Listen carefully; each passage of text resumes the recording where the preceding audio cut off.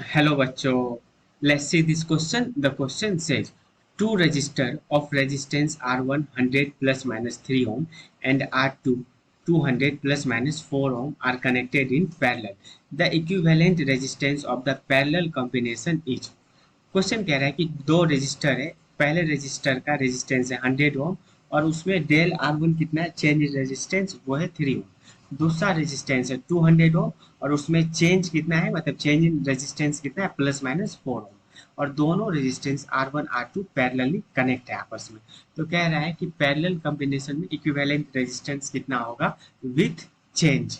ठीक है, तो पहले इसका की कॉन्सेप्ट समझते हैं। इस क्वेश्चन का की कॉन्सेप्ट देखो, इसका की कॉन्सेप्ट एक फॉर्मूला आता है। क्वेश्चन में पूछ क्या रहा है, क्वेश्चन में पूछ रहा है पहले तो आर इक्विवेलेंट, उसके बाद चेंज इन आर इक्विवेलेंट। तो आर इक्विवेलेंट का तो नॉर्मल फॉर्मूला है, जो मतलब दो रेजिस्टेंस जब पैरेलल होता है तो वहां से ये और ये इसका आर इक्विवेलेंट निकाल देंगे।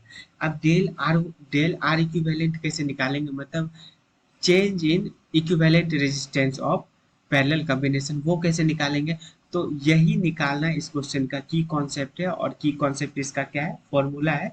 और वो फॉर्मूला है del R equivalent upon R equivalent is equal to del R one, ये स्क्वायर है यहाँ, del R one upon R one का whole square plus del R two upon R two का होल स्क्वायर। मतलब resistance one का भी square है, resistance to का भी स्क्वायर है, और इक्विवेलेंट रेजिस्टेंस का भी स्क्वायर है।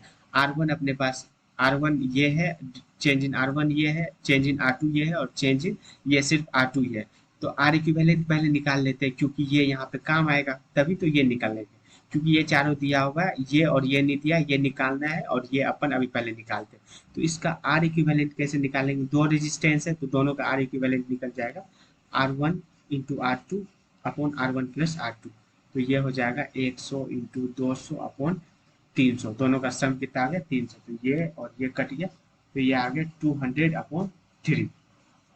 ठीक है, तो देखो आर वन कितना था, आर वन था 3, और आप फॉर्मूले पे पुट करते हैं, R one change in R one कितना था 3, और आर वन का होल स्क्वायर कितना था 100 का होल स्क्वायर, मतलब 10⁴। ठीक है, उसके बाद आर टू कितना होगा, आर टू होगा 4, और चेंज इन मतलब चेंज इन आर टू कितना होगा, वो होगा 4 ओम, और आर टू का होल स्क्वायर कितना होगा 4 इंटू 10⁴ ओम। तो ये आ गया 4 अपॉन 4 इंटू 10⁴ ओम। ये किसके बराबर है, ये बराबर है change in R equivalent upon R equivalent का होल स्क्वायर के बराबर। तो निकालना है चेंज इन आर इक्विवेलेंट का होल स्क्वायर निकला हुआ है, और वो है कितना 200/3। तो 200/3 को इस साइड कर देंगे अगले इक्वेशन में। तो ये देखो डेल आर इक्विवेलेंट, पहले इसको कैलकुलेट करते हैं, ये कट जाएगा, ये कितना आ गया, ये आ गया 3/10⁴, और ये आ गया 1/10⁴। तो ये आ गया 4/10⁴, और ये आर इक्विवेलेंट का होल स्क्वायर उधर ले गए, तो आर इक्विवेलेंट कितना था 200/3, 200/3, क्योंकि स्क्वायर बोल रहा है। तो ये देखो, ये डबल जीरो, ये डबल जीरो, इस पूरे को काट दिया, और ऊपर कितना आ गया, ऊपर आ गया 2 दूना 4 दूना 16/9, और ये 16/9 इसको डिसिमल में कन्वर्ट कर लेते हैं। तो ये कितना है, ये 1 टाइम्स में कटा, ये यहाँ 7 आया 0, और ये आ गया 1 पॉइंट, ये कितना आ गया 1.7 ओम के बराबर।